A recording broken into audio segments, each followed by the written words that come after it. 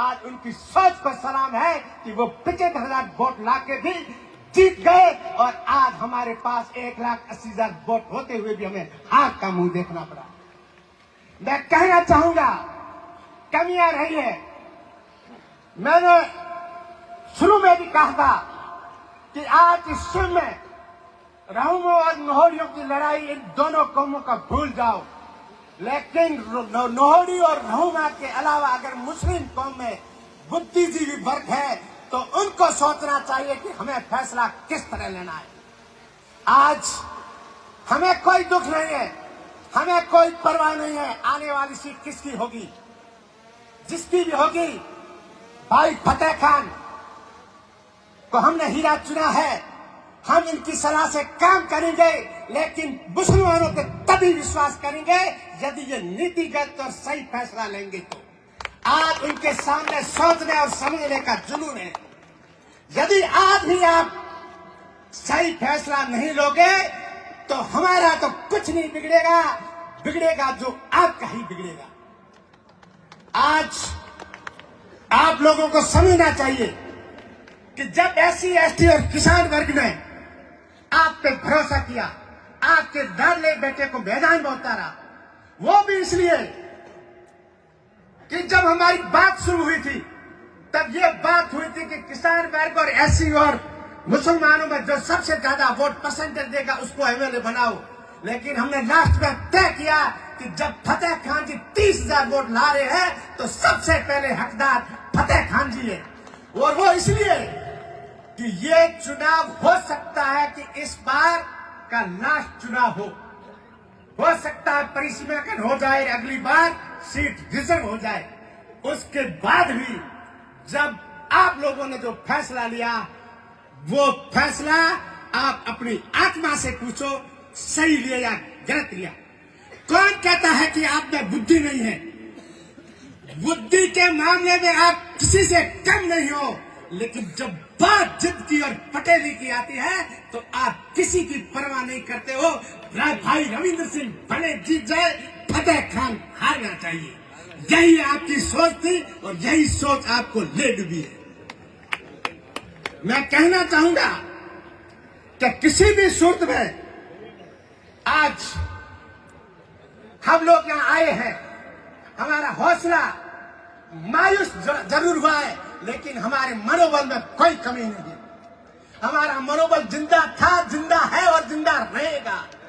लेकिन उन सबसे पहली प्राथमिकता देनी है कि हमें हमारी अक्ल से काम लेना होगा। यदि अक्ल से काम नहीं लेंगे तो मैंने पहले ही कहा है कि ज्यादा होगे तो कब्र ज्यादा होगी, शमशान में ज्यादा जाओगे, राज तो वही करेगा जिसमें अक्ल होगी। इसलिए मैं आपको तहे दिल से पुनः बात करता हूं, बार बार निवेदन करता हूं कि यदि आपकी नीयत में खोट है तो बापुड़ा बीते कहना रोना जरूरत नहीं। यदि आप, मैंने ये आया इनके मौजूद लोगों से कहा, इनको ये लगा कि लड़ाई तो फतेह खान और अमीन खान की है, दोनों में जो जीते जो अच्छा। मैंने पहले दिन से कहना शुरू किया था कि रविंद्र सिंह जीतेगा यदि आपकी हालात यही रही तो। नहीं माने, किसी भी सूरत में नहीं माने, लेकिन जब वक्त बदलने लगा, जब हालात बदलने लगे, उस हालात में भी जब आपने नहीं सोचा तो धन्यवाद हो आप और आपके ईमान। आपने ये भी नहीं सोचा कि हिंदुस्तान यहां प्रजातंत्र है और प्रजातंत्र के अंदर बहुमत को सलाम किया जाता है।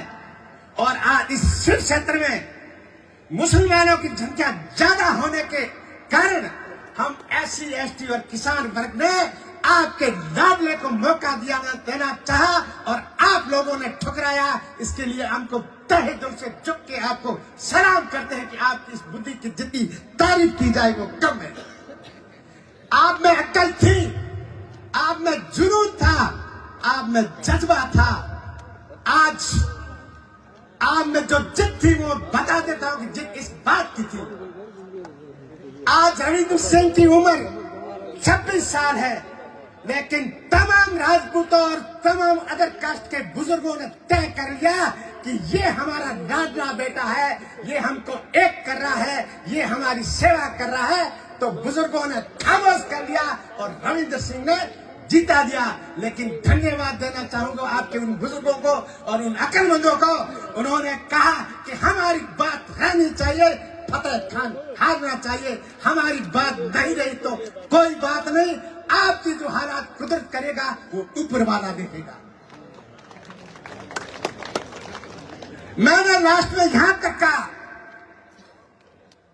हाँ कुछ गलतियां रही। आप मुसलमान वर्ग में जब भी कहीं गए, आपको हमारे जाटों, किसानों और SC/ST को साथ ले जाना चाहिए था, दो आदमी को।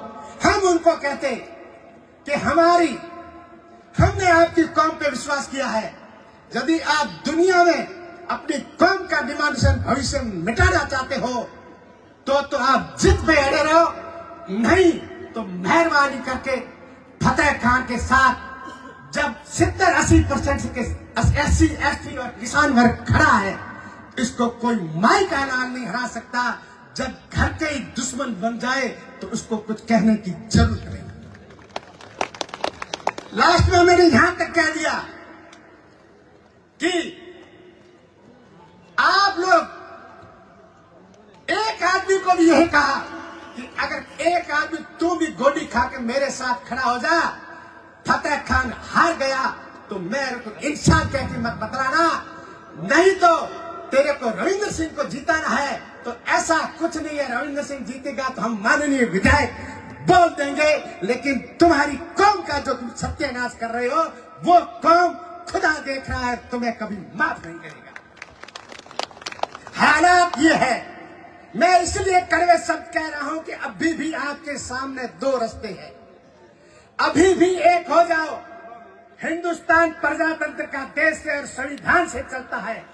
यदि आप एक हुए, आपकी नीयत सही हुई तो बाकी हम सब लोग आपका हक नहीं छीनेंगे। लेकिन ये तय है कि आपकी वजह से हमारा हक डूबने लगा, आपकी नीयत में खोट हुई तो बापुड़ा दूसरे किसी को इल्जाम देने की जरूरत नहीं है।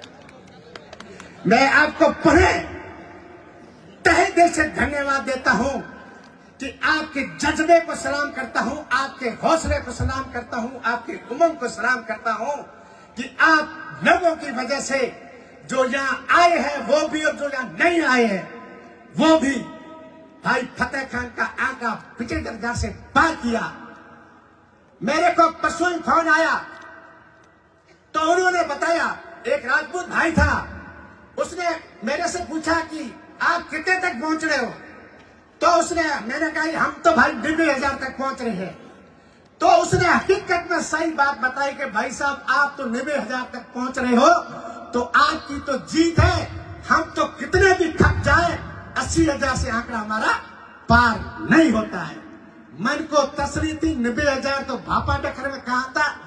जिस दिन नामांकन हुआ उस दिन 90,000 जरूर थे। बाद में इन कौम को जब इनके सरपंचों ने, इनके हुक्मरानों ने, इन्होंने पटेलों ने तय कर दिया कि फतेह खान की बात कटनी चाहिए, हमारी पटेली कायम रहनी चाहिए, तो आपकी पटेली आपको मुबारक। हमारी धार भी जीत जैसी है और अगर हमारे में लक्षण होंगे तो जीत जाएंगे। आपके भरोसे पे आगे तभी भरोसा करेंगे तब आपकी नीयत सही है। गलत लगा तो माफ करना, लेकिन कहा सच्चा है। बहुत बहुत धन्यवाद।